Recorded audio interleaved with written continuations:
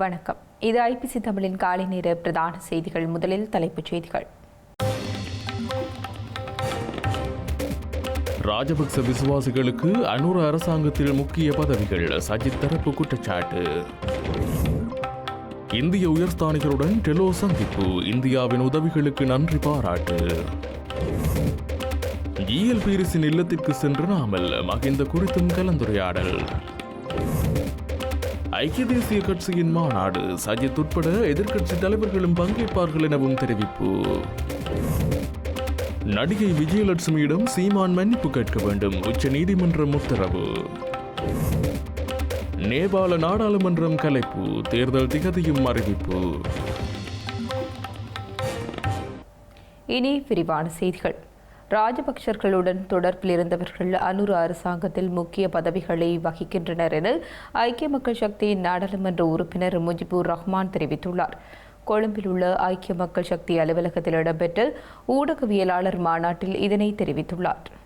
2018 ஆண்டில் 52 நாட்கள் அரசாங்கத்தின் போதுதான் தற்போதைய பாதுகாப்பு பிரதி அமைச்சர் கிழக்கு கட்டளை தளபதியாக நியமிக்கப்பட்டார். இவ்வாறான காரணிகள் வெளியே வரும் என்ற அச்சத்திலேயே விவாதத்தை நிறுத்துவதற்கு அரசாங்கம் நடவடிக்கை எடுத்துள்ளது என ஐக்கிய மக்கள் சக்தியின் பாராளுமன்ற உறுப்பினர் முஜிபுர் ரஹ்மான் தெரிவித்தார். தற்போதைய பிரதி பாதுகாப்பு அமைச்சர் கிழக்கு கட்டளை தளபதியாக பதவி வகித்த காலப்பகுதியிலேயே உயிர்த்த ஞாயிறு தாக்குதல்களுடன் தொடர்புடைய பிரதான சாட்சியான சாரா ஜஸ்மின் காணாமல் போயுள்ளார் என முஜிபுர் ரஹ்மான் தெரிவித்துள்ளார். அவர் சாய்ந்தமருது குண்டு தாக்குதலில் உயிரிழந்ததாக நிரூபிப்பதற்கு கோட்டாபய ராஜபக்ஷ அரசாங்கம் பாரிய முயற்சிகளில் ஈடுபட்டதாகவும் குறிப்பிட்டுள்ளார். எனினும் தற்போதைய அரசாங்கம் சாரா ஜஸ்மின் உயிரிழக்கவில்லை என குறிப்பிடுவதாகவும் இதில் சதித்திட்டம் இருப்பதாகவும் கூறப்படுவதாக முஜிபுர் ரஹ்மான் குறிப்பிட்டுள்ளார். அவர் அரசாங்கத்தின் முக்கிய பதவிகளை வகிக்கும் போது எவ்வாறு சுயாதீன விசாரணைகளை முன்னெடுக்க முடியும்? அதன் காரணமாகவே தாம் அவருக்கு எதிராக நம்பிக்கையில்லா பிரேரணையை சமர்ப்பித்தோம் எனவும் அவர் குறிப்பிட்டுள்ளார். யாருக்கு எதிராக நம்பிக்கையில்லா பிரேரணையை சமர்ப்பிக்க முடியும், யாருக்கு சமர்ப்பிக்க முடியாது என்று அரசியலமைப்பில் எங்கும் குறிப்பிடப்படவில்லை எனவும் குறிப்பிட்டுள்ளார்.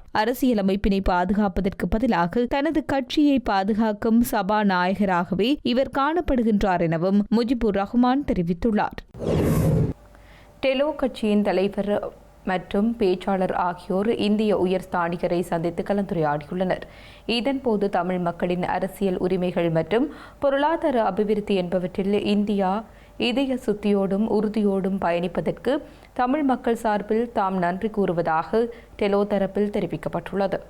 கொழும்பில் உள்ள இந்திய உயர்ஸ்தானிகர் ஆலயத்தில் இந்த சந்திப்பு நடைபெற்றுள்ளது. வன்னி மாவட்ட நாடாளுமன்ற உறுப்பினரும் டெலோவின் தலைவருமான செல்வம் அடைக்கலநாதனும் அக்கட்சியின் நிதிச் செயலாளரும் பேச்சாளருமான குருசுவாமி சுரேந்திரனும் கலந்து கொண்டார். இதன்போது செப்டம்பர் 8 ஆரம்பமாகி நடைபெற்றுக் கொண்டிருக்கும் ஐநா மனித உரிமை 60வது கூட்டத்தொடரில் இலங்கை தமிழர்களின் அபிலாஷைகளான அர்த்தமுள்ள அதிகார பகிர்வு, நீதி, கௌரவம் மற்றும் நல்லிணக்க செயற்பாடுகளை இலங்கை அரசு முன்னெடுக்க வேண்டும் என்று வலியுறுத்திய இந்தியாவின் உறுதியான நிலைப்பாட்டை தாம் வரவேற்பதாக டெலோ தலைவர் தெரிவித்தார். அரசியல் ஜாப்பை முழுமையாக நடைமுறைப்படுத்தும் வகையிலே விரைந்து மாகாண சபை தேர்தல் நடத்தப்பட வேண்டும் என்று இந்தியா வலியுறுத்தியமை நீண்ட காலமாக இழுத்தடிக்கப்படும் மாகாண சபை தேர்தலை நடத்த வழிவகுக்கும் எனவும் உயர்ஸ்தானிகரிடம் தெரிவிக்கப்பட்டது. அத்துடன் மன்னார் வைத்தியசாலையின் அபிவிருத்திக்கு 600 மில்லியன் ரூபாய்களை வழங்கி அப்பிரதேச மக்களின் நீண்ட கால சுகாதார தேவையை நிறைவு செய்ய இந்தியா முன்வந்தமைக்கு நன்றி தெரிவிக்கப்பட்டது. அதேவேளை காங்கேசன்துறை துறைமுக அபிவிருத்தி, பலாடி விமான நிலைய விஸ்தரிப்பு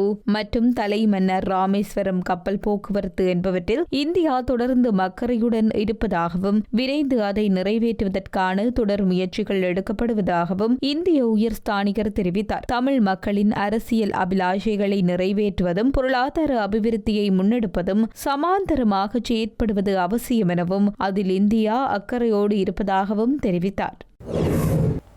ஐக்கிய தேசிய கட்சியின் 79வது ஆண்டு நிறைவு விழா எதிர்வரும் 20ஆம் திகதி கட்சித் தலைவர் ரணில் விக்ரமசிங்க தலைமையில் நடைபெறவுள்ளது.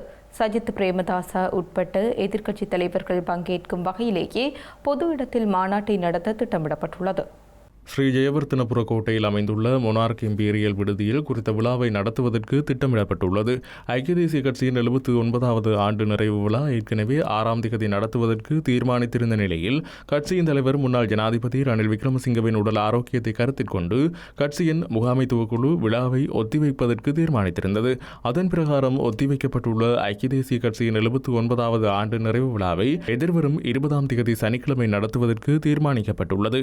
சஜித் பிரேமதாஸ் உட்பட எதிர்க்கட்சி தலைவர்கள் பங்கேற்கும் வகையிலேயே ஸ்ரீகொத்தவில் அல்லாமல் பொது இடத்தில் மாநாட்டை நடத்த திட்டமிடப்பட்டுள்ளது.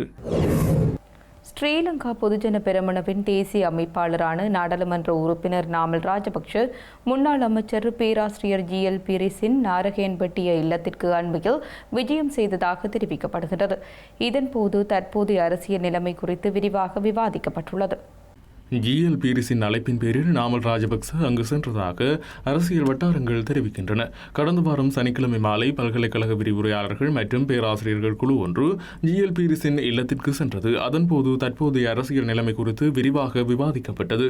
மேலும் பல்கலைக்கழக விரிவுரையாளர்கள் மற்றும் பேராசிரியர்கள் கேட்ட கேள்விகளுக்கு நாமல் ராஜபக்ச சிறப்பாக பதிலளித்ததாக தகவல்கள் தெரிவிக்கின்றன. இலங்கையில் ஒரே நாளில் மேற்கொள்ளப்பட்ட விசேட சுற்றிவளைப்பு நடவடிக்கையின் போது 5088 பேர் கைது செய்யப்பட்டுள்ளனர் என்று காவல்துறை ஊடகப் பிரிவு தெரிவித்துள்ளது. ஸ்ரீலங்கா காவல்துறை அதிகாரிகள், இராணுவத்தினர், காவல்துறை, விசேட அதிரடிப்படையினர் மற்றும் கடற்படையினர் ஆகியோர் இணைந்து நேற்று முன்தினம் இந்த சுற்றிவளைப்பு நடவடிக்கையை மேற்கொண்டுள்ளனர். இந்த விசேட சுற்றிவளைப்பு நடவடிக்கையின் போது பல்வேறு குற்றச்செயல்கள் தொடர்பில் ஆதாரங்களுடன் 666 பேரும், சந்தேகத்தின் பேரில் 16 பேரும், பிடியான உத்தரவு பிறப்பிக்கப்பட்ட 218 பேரும், திறந்த பிடியான உத்தரவு பிறப்பிக்கப்பட்ட 156 பேரும் கைது செய்யப்பட்டுள்ளனர். மதுபோதையில் வாகனங்களை செலுத்தியமை தொடர்பில் 49 சாரதிகளும், கவனக்குறைவாக வாகனங்களை செலுத்தியமை தொடர்பில் 22 சாரதிகளும், ஏனைய போக்குவரத்து விதிமுறைகளை மீறியமை தொடர்பில் 3961 பேரும் கைது செய்யப்பட்டுள்ளனர் என காவல்துறை ஊடகப் பிரிவு மேலும் குறிப்பிட்டுள்ளது. இலங்கையில் படுகொலை செய்யப்பட்ட ஊடகவியலாளர்களில் நிமலராஜனின் வழக்கு தொடர்பான அறிக்கை நேற்று மாலை திருகோணமலை வெலிக்கடை தியாகிகள் திறந்தவெளி அரங்கு முன்னாள் வடக்கு கிழக்கு சமூக இயக்கத்தின் ஏற்பாட்டில் வெளியிடப்பட்டுள்ளது. இதனைத் தொடர்ந்து உணர்வு பூர்வமாக மெழுகுவர்த்தி ஏற்றப்பட்டு நினைவு கூறப்பட்டு ஊடக படுகொலை தொடர்பாகவும் நிமலராஜனின் படுகொலை தொடர்பாகவும் நினைவு பேருரை நிகழ்த்தப்பட்டது. திருகோணமலை மாவட்டத்தைச் சேர்ந்த பிரதேச ஊடகவியலாளர்கள், சிவில் சமூக செயற்பாட்டாளர்கள் என பலரும் கலந்து கொண்டதுடன் குறித்த படுகொலை செய்யப்பட்ட ஊடகரின் வழக்கு தொடர்பிலான அறிக்கை அடங்கிய புத்தகம் விநியோகிக்கப்பட்டது. இலங்கை அரசாங்கம் சர்வதேச நீதி பொறிமுறை ஊடாக நீதியை படுகொலை செய்யப்பட்ட ஊடகவியலாளர்களுக்காக பெற்றுக் கொடுக்க முன்வர வேண்டும். இனப்படுகொலை செய்யப்பட்ட ஒன்றாகவே ஊடகவியலாளர்களின் கொலை கருதப்படுகிறது எனவும் இதில் கலந்து கொண்ட சிவில் சமூக செயற்பாட்டாளர்கள் இதன்போது தெரிவித்தனர். இதில் வடகிழக்கு ஒருங்கிணைப்பு குழுவின் ஒருங்கிணைப்பாளர் கண்டுமணி லவகுசர் ராசா மற்றும் பிரதேச ஊடகவியலாளர்கள், சமூக செயற்பாட்டாளர்கள் என பலரும் கலந்து கொண்டனர். இந்திய துணை ஜனாதிபதியின் பதவி பிரமாணத்தில் இலங்கை தொழிலாளர் காங்கிரசின் தலைவர் செந்தில் தொண்டமான் கலந்து கொண்டுள்ளார். சி.பி. ராதாகிருஷ்ணன் புதுடில்லியில் உள்ள ஜனாதிபதி மாளிகையான ராஷ்டிரபதி பவனில் ஜனாதிபதி திரௌபதி முர்மு முன்னிலையில் நேற்றைய தினம் பதவியேற்றார். இந்த நிகழ்வில் இந்திய பிரதமர் நரேந்திர மோடி உட்பட பல முக்கியஸ்தர்கள் கலந்து கொண்டனர். நேபாளத்தில் நடைபெற்ற சர்வதேச பொது சேவை குழு கூட்டத்தில் கலந்து கொள்ள சென்றிருந்த ஈதோகா தலைவர் செந்தில் தொண்டமானுக்கு சி.பி. ராதாகிருஷ்ணனின் பதவி பிரமாண நிகழ்வில் கலந்து கொள்ள விடுக்கப்பட்ட அழைப்பின் பிரகாரம் அவர் குறித்த நிகழ்வில் கலந்து கொண்டுள்ளார். நடிகை விஜயலட்சுமியிடம் நாம் தமிழர் கட்சியின் தலைமை ஒருங்கிணைப்பாளர் சீமான் மன்னிப்பு கேட்க வேண்டும் என உச்சநீதிமன்றம் உத்தரவு பிறப்பித்துள்ளது. தன்னை திருமணம் செய்து கொள்வதாக கூறி உடல் ரீதியாகவும் மன ரீதியாகவும் ஏமாற்றிவிட்டதாக நாம் தமிழர் கட்சியின் தலைமை ஒருங்கிணைப்பாளர் சீமானுக்கு எதிராக நடிகை விஜயலட்சுமி குற்றம் சாட்டினார். இது தொடர்பாக விஜயலட்சுமி அளித்த முறைப்பாட்டின் அடிப்படையில் காவல்துறையினர் வழக்கு பதிவு செய்து விசாரணை நடத்தி வருகின்றனர். இந்த நிலையில் நடிகை தொடர்ந்த பாலியல் முறைப்பாட்டு வழக்கை இடைநிறுத்த கோரி சுப்ரீம் கோர்ட்டில் சீமான் தொடர்ந்த மேல்முறையீட்டு மனு நேற்றைய தினம் மீண்டும் விசாரணைக்கு எடுத்துக் கொள்ளப்பட்டது. இதன்போது நடிகை விஜயலட்சுமியிடம் சீமான் எதிர்வரும் 24 தேதிக்குள் மன்னிப்பு கேட்க வேண்டும் எனவும் தவறினால் சீமானை கைது செய்வதற்கான தடை ரத்து செய்யப்படும் எனவும் சுப்ரீம் உச்சநீதிமன்றம் அதிரடி உத்தரவு பிறப்பித்துள்ளது. அத்துடன் விஜயலட்சுமி சுமூகமாக செல்வதற்கான உத்தரவாதத்தை வழங்க வேண்டும் என்றும் அறிவுறுத்தியுள்ளது. இருவரும் குற்றச்சாட்டுகளை திரும்ப பெற்று மன்னிப்பு கேட்கட்டும் எனவும் நடிகையை தொந்தரவு செய்ய மாட்டேன் என சீமான் உறுதியளிக்க வேண்டும் எனவும் உச்சநீதிமன்றம் அறிவுறுத்தியுள்ளது. சீமானுக்கு எதிரான புலன் விசாரணைக்கு இடைக்கால தடை நீடிக்கப்பட்டுள்ளது எனவும் நீதிமன்றம் தெரிவித்துள்ளது. குறித்த வழக்கு எதிர்வரும் 24 தேதிக்கு ஒத்திவைக்கப்பட்டுள்ளது. நேபாள பாராளுமன்றம் நேற்றிரவு கலைக்கப்பட்டுள்ளதாக சர்வதேச செய்திகள் தெரிவிக்கின்றன. நேபாளத்தில் இளைய தலைமுறையினரின் போராட்டம் மற்றும் வன்முறையால் பிரதமர் சர்மா ஒலி பதவி விலகிய நிலையில் நாட்டின் இடைக்கால பிரதமராக நேபாள உயர் நீதிமன்றத்தின் முன்னாள் பிரதம நீதியரசர் சுசீலா கார்கி நேற்று பதவியேற்றார். இந்த நிலையில் அவருடைய பரிந்துரையின் பேரில் நேபாள பாராளுமன்றத்தை ஜனாதிபதி ராமச்சந்திர பவுடேல் கலைத்துள்ளார். ஜனாதிபதி அலுவலகம் வெளியிட்ட தகவலின்படி அந்நாட்டு பாராளுமன்றம் நேற்றிரவு 11 மணிக்கு கலைக்கப்பட்டதாக தெரிவிக்கப்பட்டுள்ளது. அத்துடன் அடுத்த ஆண்டு மார்ச் 21ஆம் தேதி நேபாள பாராளுமன்ற தேர்தல் நடத்தப்படும் என்றும் அந்நாட்டு ஜனாதிபதி அறிவித்துள்ளார். நேபாளத்தில் ஆட்சியில் இருந்தவர்களின் ஊழல் மக்களை பெரிதும் கோபத்தில் ஆழ்த்தியிருந்த வேளையில் சமூக வலைதளங்களுக்கு அரசு தடை விதித்தது. இதனால் பெரும் கொந்தளிப்புக்கு ஆளான மாணவர்கள் மற்றும் இளைஞர்கள் அடங்கிய ஜென்சி தலைமுறையினர் கத்மண்டுவில் பாராளுமன்றத்தை முற்றுகையிட்டு போராடினர். இதில் ஏற்பட்ட கலவரம் மற்றும் போலீஸ் துப்பாக்கி சூட்டில் 19 பேர் கொல்லப்பட்டனர். இதனால் போராட்டமும் வன்முறையும் நாடு முழுவதும் தீவிரமடைந்ததால் பிரதமர் சர்மா ஒலி 9ஆம் தேதி பதவி விலகினார். உடனடியாக நாட்டின் சட்டம் ஒழுங்கு பாதுகாப்பை ராணுவம் கையில் எடுத்தது. அதன் பின்னர் வன்முறை ஓய்ந்து நாடு முழுவதும் படிப்படியாக அமைதியும் இயல்பு நிலையும் திரும்புகிறது. பிரதமர் சர்மா ஒலி பதவி விலகியதை தொடர்ந்து நாட்டில் இடைக்கால அரசு அமைப்பதற்கான பணிகள் தொடங்கின. இதற்காக ஜனாதிபதி ராமச்சந்திர பவுடல் மற்றும் ராணுவ தளபதி அசோக் ராஜ் சிக்டலுடன் போராட்டக்காரர்களின் பிரதிநிதிகள் பேச்சுவார்த்தை நடத்தினர். இடைக்கால அரசின் பிரதமராக நேபாள உயர்நீதிமன்ற முன்னாள் பிரதம நீதியரசர் சுசீலா கார்கி, காத்மண்டு மேயர் பலேந்திரா சா உட்பட 4 பேர் பெயர்களை பரிந்துரைத்தனர். இதில் சுசீலா கார்கிக்கு அனைத்து பெரிய அரசியல் கட்சிகளும் ஆதரவு தெரிவித்தன. அத்துடன் போராட்டக்காரர்களின் ஆதரவும் இருந்ததால் அவர் இடைக்கால பிரதமராக நேற்று ஒருமனதாக தேர்வு செய்யப்பட்டார். பின்னர் ஜனாதிபதி மாளிகையில் இரவு நடந்த நிகழ்ச்சியில் நேபாளத்தின் இடைக்கால பிரதமராக சுசீலா கார்கி பதவியேற்றுக் கொண்டார். அவருக்கு ஜனாதிபதி ராமச்சந்திர பவுடேல் பதவி பிரமாணம் செய்து வைத்தார். அதன் மூலம் நாட்டின் முதலாவது பெண் பிரதமர் என்ற பெருமையை அவர் பெற்றார். முன்னதாக நாட்டின் முதலாவது பெண் பிரதம நீதியரசர் என்ற பெருமையையும் அவர் பெற்றிருந்தமை குறிப்பிடத்தக்கது. செய்திகளின் நிறைவாக மீண்டும் தலைப்புச் செய்திகள். ராஜபக்ச விசுவாசிகளுக்கு அனுர அரசாங்கத்தில் முக்கிய பதவிகள், சஜித் தரப்பு குற்றச்சாட்டு.